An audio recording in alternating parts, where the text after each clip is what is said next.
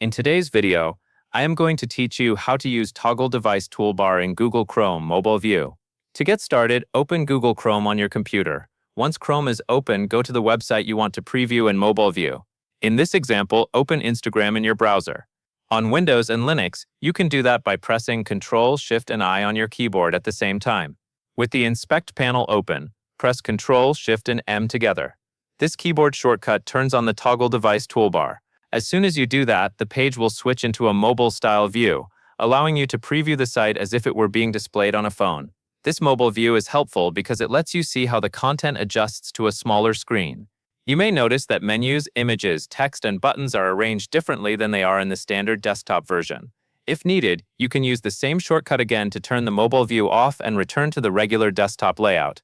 This makes it easy to switch back and forth while comparing how the site appears on different screen types. That covers everything you need to know.